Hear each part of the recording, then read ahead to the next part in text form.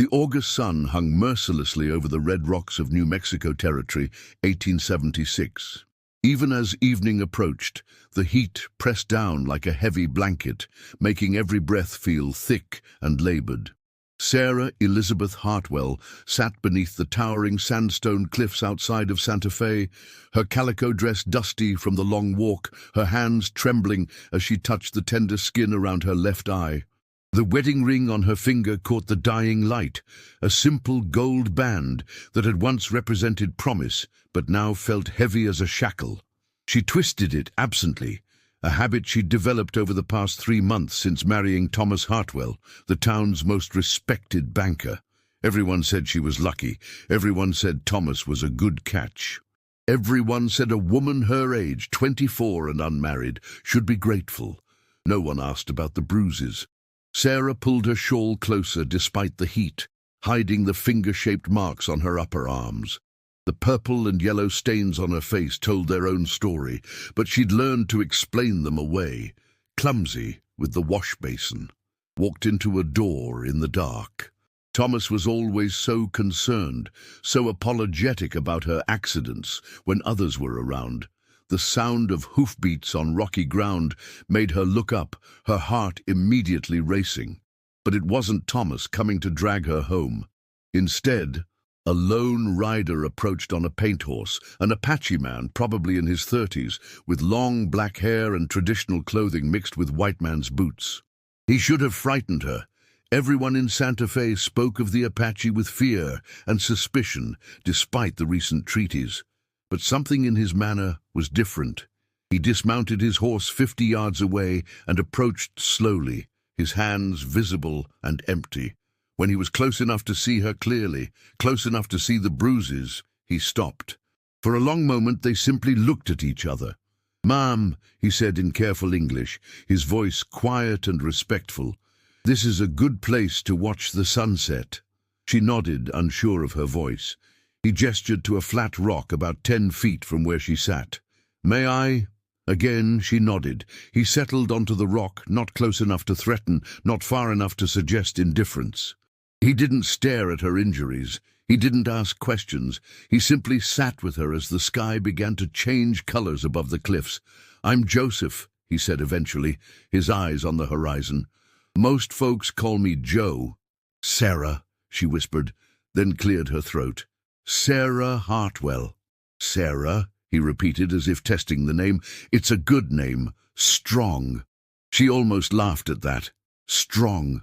If only he knew how weak she felt, how trapped, how small she'd become in the shadow of her husband's fists.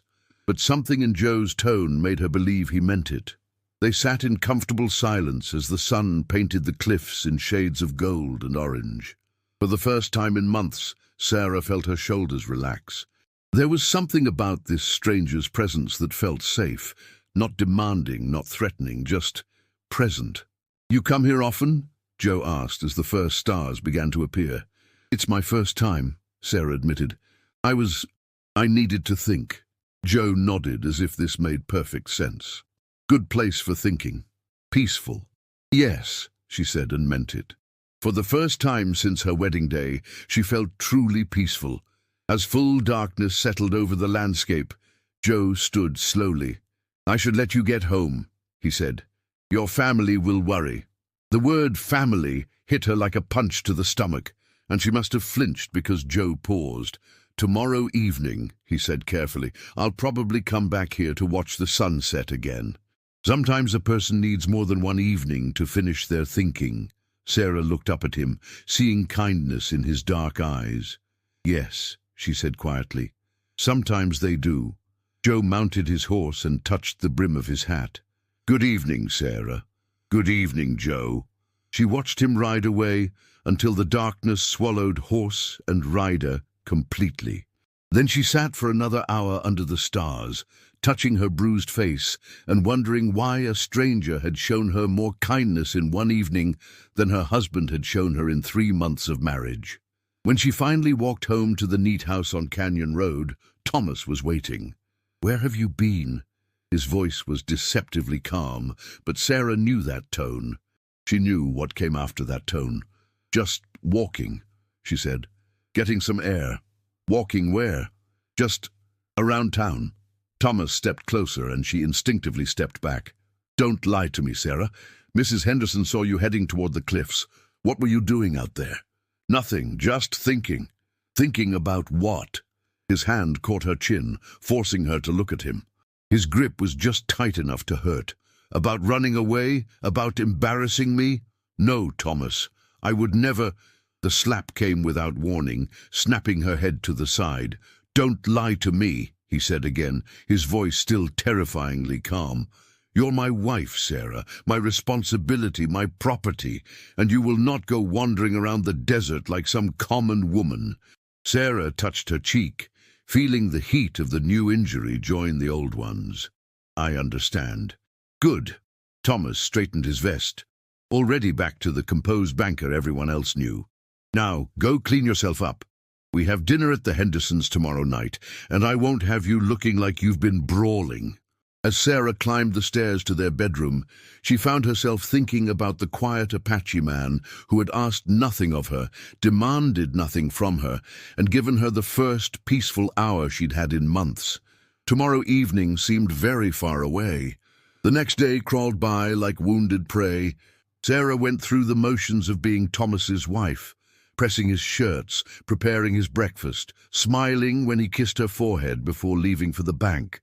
The new bruise on her cheek had darkened overnight, and she spent 20 minutes that morning mixing powder and rouge to hide it.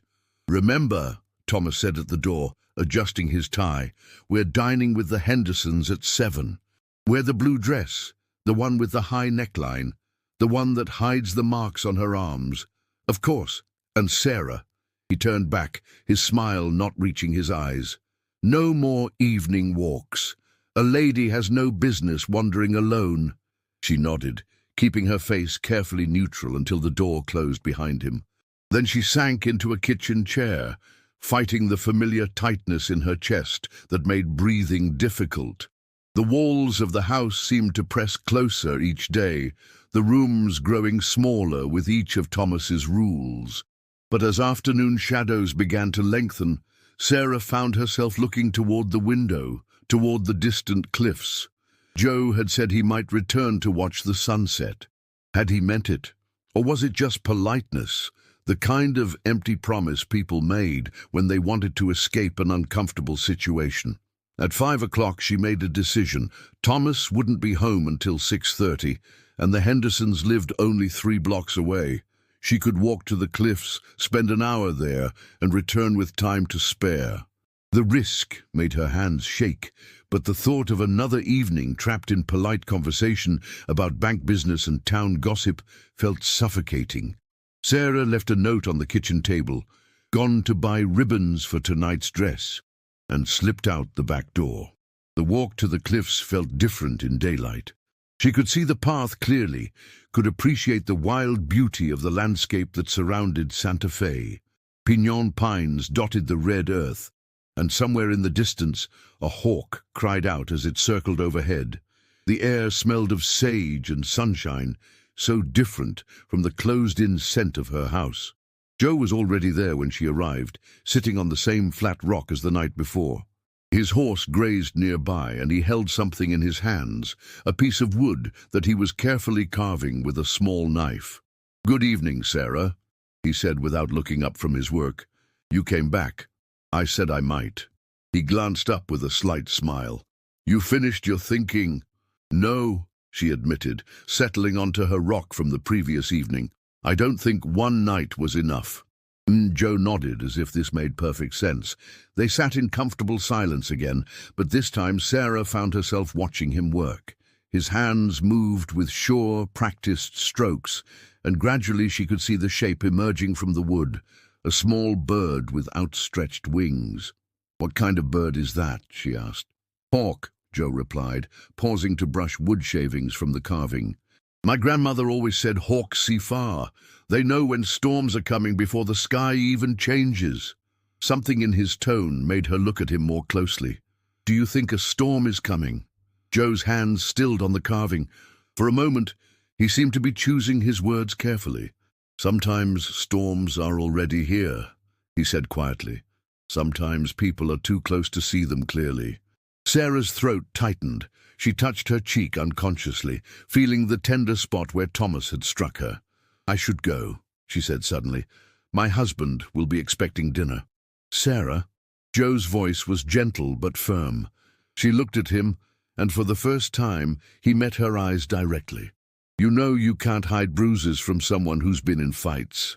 The words hung between them like a bridge she was afraid to cross. Sarah's first instinct was to deny, to offer the excuses she'd become so practiced at giving. But something in Joe's expression, not pity, not curiosity, just quiet understanding, made the lies stick in her throat. "It's not," she began, then stopped. "People wouldn't understand." "I understand," Joe said simply. "Do you?" The words came out sharper than she intended. "Do you understand what it's like to be grateful for a marriage that's slowly killing you? To know that everyone thinks you're lucky while you're dying inside?" Joe was quiet for a long moment, his thumb tracing the wooden hawk's wing. "My sister," he said finally. "She married a man from another band. Good family, good connections. Everyone said it was a smart match." He paused, his jaw tightening slightly. "He used her like a punching bag for 2 years before she had the courage to come home." Sarah stared at him. "What happened to her?" "She lives with my mother now, helps with the children, makes pottery to sell in town. She's learning to laugh again." Joe looked at Sarah directly. It took time, but she remembered who she was before she became his victim. The word victim hit Sarah like cold water. "I'm not a victim," she said automatically. Joe didn't argue. "No," he agreed. "You're a woman who's surviving something difficult. That takes strength." They sat in silence as the sun sank lower, painting the cliffs in brilliant reds and golds. Sarah found herself thinking about Joe's sister, trying to imagine what kind of courage it would take to leave everything behind and start over. "How did she do it?" Sarah asked quietly. "How did she find the strength to leave?" "One day at a time," Joe replied. "One choice at a time, and she had help, people who reminded her that she deserved better." "I don't know if I'm that brave." Joe set down his carving and looked at her seriously. "Brave isn't feeling no fear, Sarah. Brave is feeling the fear and doing what you need to do anyway, and you're already braver than you think." "How can you say that? You barely know me." "I know you came back here tonight, even though it was risky. I know you're sitting here talking about hard truths instead of running away. And I know you haven't let him break something important inside you, because I can still see it in your eyes." "See what?" "The part of you that knows you deserve better." Sarah felt tears threatening and blinked them back fiercely. She couldn't afford to cry. Not when she had to go home and pretend everything was perfect, had to sit through dinner with the Hendersons and smile while Thomas played the devoted husband. "I have to go," she said, standing abruptly. Joe nodded and stood as well. "Same time tomorrow?" Sarah hesitated. "I don't know if I can keep coming." "If he finds out, then don't come," Joe said simply. But know that I'll be here, every evening until the weather turns. Whether you come or not, you'll know there's a place where someone is thinking of you with kindness." The simple generosity of the offer nearly undid her. Sarah nodded quickly and started walking back toward town, afraid that if she looked back, she might not have the strength to leave at all. She made it home with minutes to spare, quickly changing into the blue dress with the high neckline and repairing her powder and rouge. When Thomas arrived, she was setting the table and humming softly, a performance of contentment she'd perfected over the past 3 months. "You seem cheerful tonight," Thomas observed, and there was something watchful in his tone that made her stomach clench. "Just looking forward to dinner with the Hendersons," she lied smoothly. "Mrs. Henderson always has such interesting stories about her garden." Thomas smiled, but his eyes remained cold. "Yes, well, let's hope you have more interesting conversation than you did last time. Mr. Henderson mentioned you seemed rather quiet." The criticism was delivered wrapped in concern, but Sarah heard the threat underneath. "Be more charming, be more engaging, be a better reflection of me, or face the consequences." "Of course," she said. "I'll do better." But as they walked arm in arm to the Hendersons' house, Sarah found herself thinking about wooden hawks and the courage to see storms coming. And for the first time in months, she began to wonder what her life might look like if she chose to be brave. 3 weeks passed before Sarah found another opportunity to return to the cliffs. Thomas had become increasingly vigilant, timing her trips to the market, questioning her about every conversation, every errand. The bruises had healed enough to hide with makeup, but new ones appeared regularly. A twisted wrist here, finger marks on her arm there, always in places her clothes would cover. The isolation was suffocating. Sarah began to understand that this was part of Thomas's strategy. Cut her off from friends, from family, from any source of strength or perspective that might help her see her situation clearly. She hadn't received a letter from her sister in Massachusetts in over a month, and when she asked about it, Thomas claimed none had arrived. But the memory of those evening conversations with Joe sustained her. During the longest, darkest hours of feeling trapped, she would remember his words, "You're already braver than you think." She held onto them like a lifeline. Finally, on a Tuesday evening when Thomas had to attend an emergency meeting at the bank regarding a railroad investment, Sarah saw her chance. She waited until he'd been gone for 20 minutes, then slipped out of the house and hurried toward the cliffs. The sun was already low when she arrived, and at first she thought Joe wasn't there. Disappointment crashed over her. Had he given up? Had he decided she wasn't worth waiting for? But then she spotted him sitting further along the cliff face, in a small alcove, partially hidden by juniper trees. "I thought you might want more privacy," he explained as she approached, "in case anyone comes looking." The thoughtfulness of it, the way he'd considered her safety, her need to avoid discovery, brought tears to her eyes. "I wasn't sure you'd still be coming." "I told you I would be," Joe said simply. He gestured to the rock beside him, and Sarah noticed he'd placed a folded blanket there, creating a more comfortable seat. "Besides, I finished your hawk." He handed her the wooden carving, and Sarah gasped. What had been a rough shape 3 weeks ago was now a beautifully detailed bird, its wings spread in flight, every feather carefully carved. The wood was smooth and warm in her hands. "It's beautiful," she whispered, "but I can't accept this. If Thomas found it—" "Then don't take it home," Joe suggested. "Leave it here. It can live on the cliffs, and you can visit it when you need to remember that some things are meant to fly free." Sarah traced the hawk's wings with her finger, understanding the metaphor but not sure she was ready to fully embrace it. "How is your sister?" she asked, changing the subject to something that felt safer. "Good, better every day." Joe settled back against the rock wall. "She started teaching the children in our village last month. Says it feels good to be useful again, to remember that she has value beyond being someone's wife.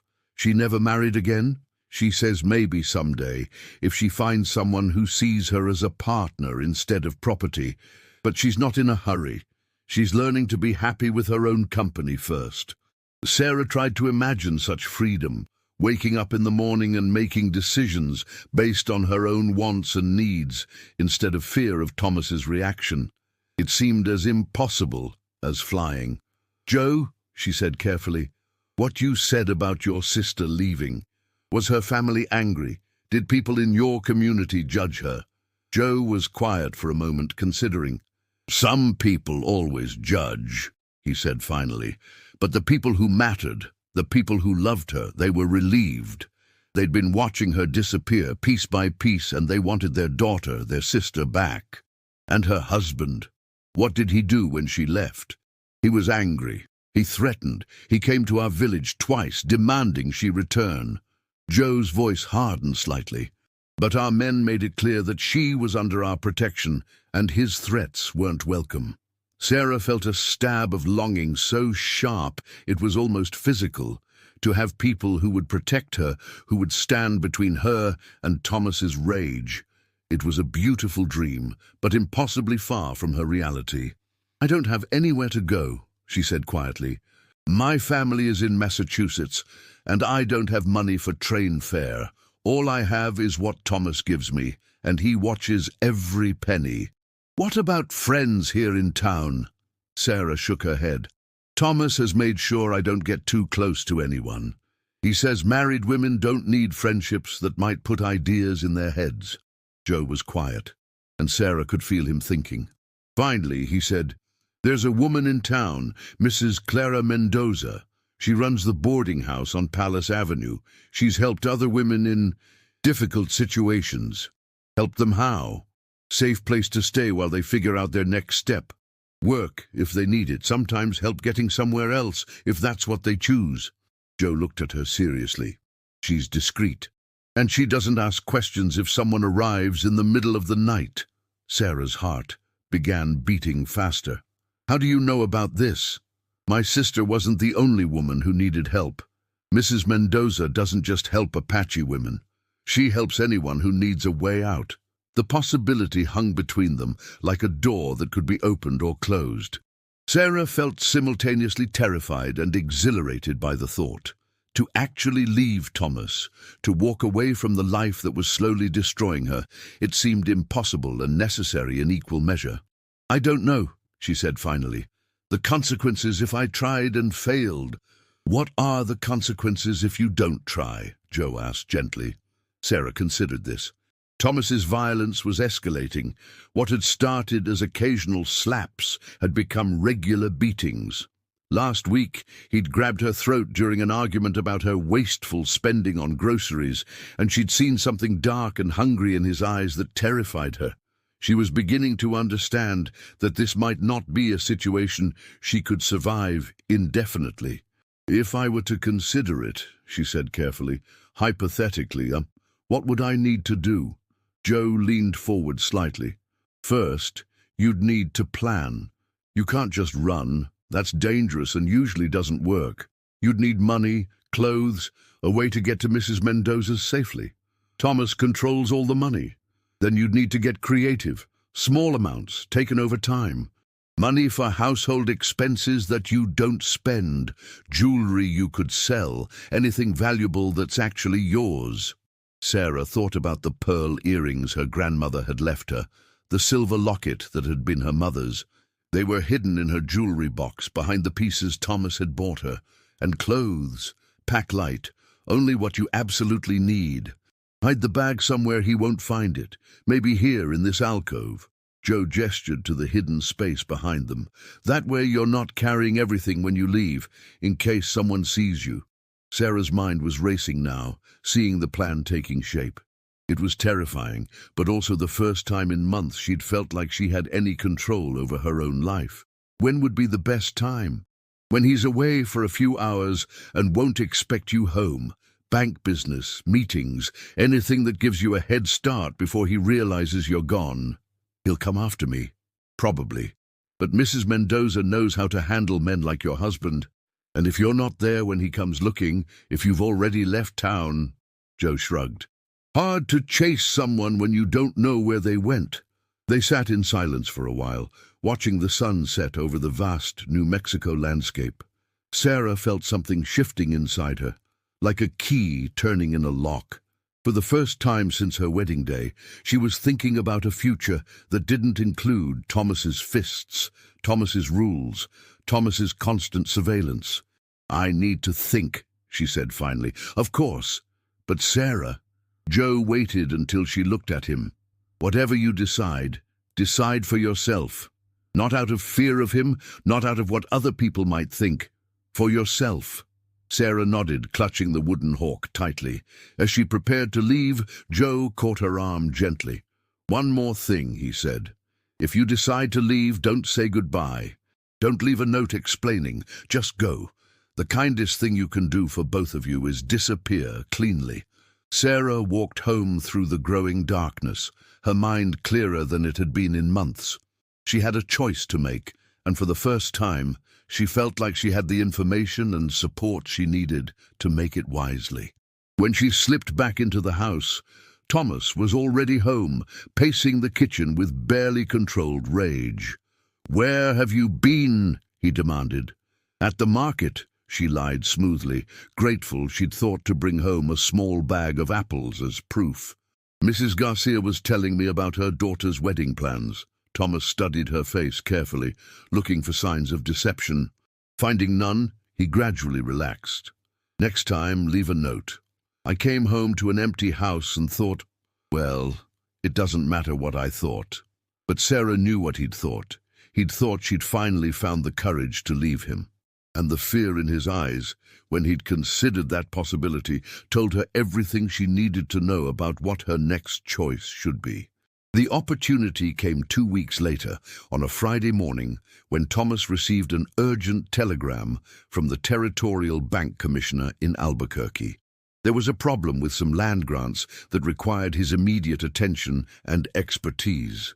He would need to take the afternoon stage and wouldn't return until Sunday evening. "I don't like leaving you alone for so long," Thomas said, adjusting his tie in the bedroom mirror. "Perhaps you should stay with the Hendersons." "I'll be fine," Sarah replied, working to keep her voice steady. "I have mending to catch up on, and I was hoping to clean the house thoroughly while you're away." Thomas studied her reflection in the mirror. "You've seemed different lately. More, I don't know, distant." Sarah's heart hammered against her ribs, but she managed a small smile. "I'm sorry if I've seemed preoccupied. I've been thinking about what we discussed, about starting a family. It's a big step." It was a calculated response.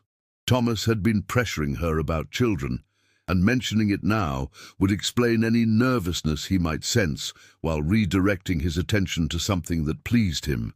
"Yes, well," Thomas straightened, looking satisfied.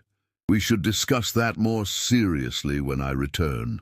You're not getting any younger, and I want sons while I'm still young enough to teach them about business." The casual dismissal of her as anything more than a vessel for his children should have hurt, but Sarah felt only a distant sort of relief. Soon, very soon, Thomas's opinions about her purpose in life would no longer matter. After he left for the stage depot, Sarah waited a full hour before moving.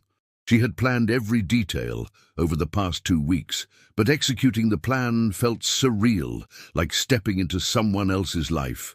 First, she gathered the items she'd been secretly setting aside. The pearl earrings and silver locket, a small amount of money she'd saved from household expenses, her mother's letters that Thomas had hidden in his desk drawer. She packed one change of clothes in a small canvas bag, choosing her plainest dress and sturdiest shoes. Then she walked through the house one final time, looking at the life she was about to abandon. The parlor with its heavy furniture that Thomas had chosen. The kitchen, where she'd learned to walk quietly to avoid triggering his anger. The bedroom, where she'd learned to make herself small and silent. 3 months ago, this house had represented security, respectability, everything a woman was supposed to want. Now it felt like a beautifully appointed prison, and she was about to break free. Sarah left through the back door, taking the long route to avoid being seen by neighbors who might mention her departure to Thomas when he returned. The walk to the cliffs felt different this time, not like an escape or a secret meeting, but like a pilgrimage. She was walking toward her future. Joe was waiting in their usual alcove, but he wasn't alone. A middle-aged Mexican woman stood beside him, her dark hair streaked with silver, and her eyes kind but assessing. "Sarah," Joe said, rising as she approached. "This is Mrs. Clara Mendoza." The woman stepped forward and took Sarah's hands in hers, studying her face with the practiced eye of someone who had seen many women in similar circumstances. "Mija," she said softly, using the Spanish endearment that meant "my daughter." "Joe tells me you're ready to make a change." Sarah nodded, not trusting her voice. Mrs. Mendoza squeezed her hands gently. "It's frightening, I know, but you're stronger than you think, and you're not alone." She gestured to a small wagon visible through the trees. "I brought supplies, a different dress, a traveling bag, enough money to get you to Denver if that's where you want to go." "Denver?" Sarah looked between Mrs. Mendoza and Joe in confusion. "I wrote to my cousin," Joe explained. She runs a restaurant there with her husband. They need someone who can read and write to help with the books, and they don't ask too many questions about where people come from. Sarah felt tears threatening. You did that for me. People should have choices, Joe said simply. And you've been trapped long enough. Mrs. Mendoza opened her traveling bag, revealing a simple brown dress, a warm coat, and a small purse. Change your clothes, Mija. Leave everything you're wearing here. The clothes, the wedding ring, anything that ties you to him. Sarah's hands went automatically to her wedding ring, the symbol that had meant so much on her wedding day and had become such a burden since. Slowly, she worked it off her finger and held it up to catch the afternoon light one last time. What will happen when he comes back? She asked. He'll look for you, Mrs. Mendoza said honestly. He'll check with me, probably threaten me. But I've dealt with angry husbands before. He'll find no trace of you at my boarding house, and no one will know anything about a woman traveling to Denver. What if he follows me there? Denver is a big city, Joe said. Easy to disappear if you want to. And my cousin's family, they understand about protecting people who need protection. Sarah changed clothes behind a screen of juniper branches, leaving her wedding dress and ring in a neat pile on the rocks. When she emerged, she looked like a different person, a traveling woman, unremarkable and free. Mrs. Mendoza nodded approvingly. Much better. Now the stage to Denver leaves in an hour. I'll drive you to the depot myself, not the one in town, but the way station outside Santa Fe where they won't know your face. As they prepared to leave, Joe pressed something into Sarah's hand. It was the wooden hawk he'd carved for her. For when you need to remember that you were meant to fly, he said. Sarah looked at this man who had shown her such unexpected kindness, who had helped her see her own strength when she'd forgotten it existed. How can I ever thank you? Live freely, Joe said. Be happy. That's thanks enough. The wagon ride to the way station passed in a blur of red rock and pinon trees. Sarah sat clutching the wooden hawk, feeling simultaneously terrified and exhilarated. She was 24 years old, and for the first time in her adult life, she was making a choice based entirely on her own wants and needs. At the way station, Mrs. Mendoza bought her ticket and waited with her until the stage arrived.